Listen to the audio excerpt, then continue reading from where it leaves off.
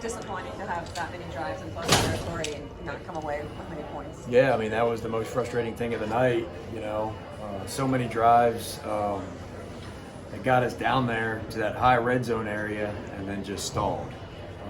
And that was the struggle tonight, and it hasn't been a struggle all year long, and so that was the frustration. You think the early maybe pressure, maybe by some unblocked guys, I don't know if spooked is the right word, but just affected Cade to where maybe he left the pocket more than he needed to? I don't know. I'll have to after watching the film, we'll have a better idea. There were some situations that they blitzed us and we were hot, which means we didn't have enough guys to block, and so needed to get rid of the ball a little bit quicker. They did a good job. I'm going to credit them on defense of disguising a lot of stuff. We knew they were going to do it, but they did a really good job of disguising some of the blitzes, the blitz package, and then how they did they did on the back end too, just disguising stuff. So, but yes, I know he got he got hit sometimes, and the guys came free. So 2 or 3 of those were hot situations. How would you assess the pass protection in general? Tonight, I think there was good times. There were some really good pictures, and then there were some times that we had a breakdown, whether it would be Cade missing a hot situation or it was a guy with technique up front, but just too inconsistent. How would you describe Cade tonight? That kid's a warrior, first off. I feel like he competed his tail off the whole night.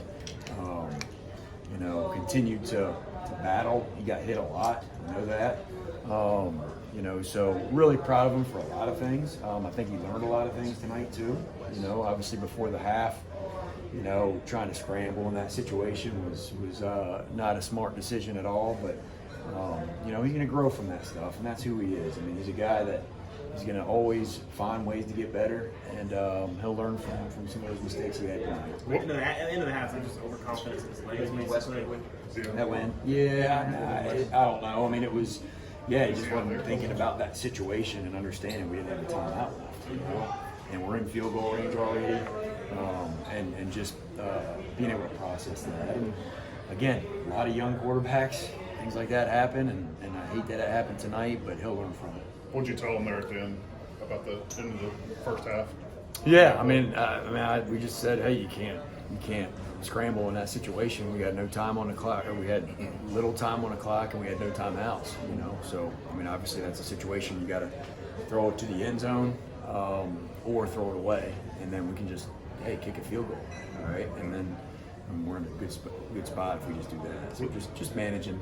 Was there a common thread as to why you guys felt like you kept stalling out and you got on the plus side? There really wasn't. One time a guy made a mistake and had an MA.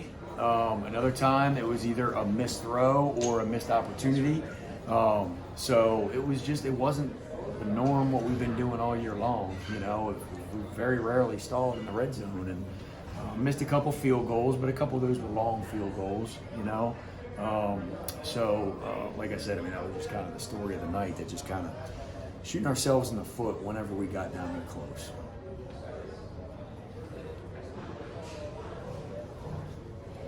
Coach, 29 pass attempts for Cade in the first half. Was that the game plan coming in for him to air the ball out? I know Tennessee pass defense hasn't stacked up great over the course of the year, but it is his first start as a true freshman. Yeah.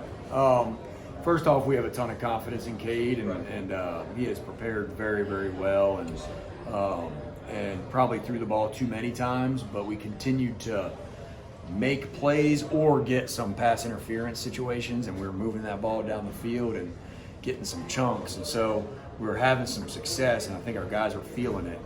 And then, like I said, just didn't finish a lot of those drives.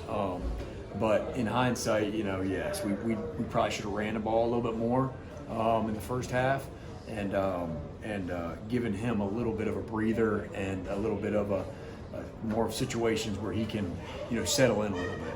And then in the second half, it felt like you really made it a focal point to get Ship involved. He only had 5 touches in the first half. I know, things can go by. You probably didn't notice that in the moment. But second half, thought he ran the ball really well. Obviously, the big 2-point conversion was a big part of that touchdown drive. And felt like you guys kind of got back in the game at that point. Did you make it a focal point to incorporate Ship more going into the second half? Oh, yeah, we did for sure. We highlighted it at halftime and said, hey, that's got to be our number one thing.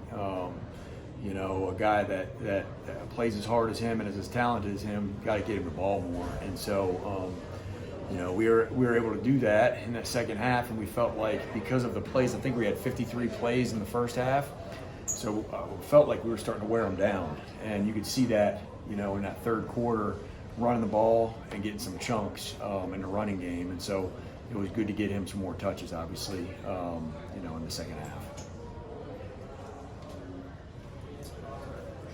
All right. Thank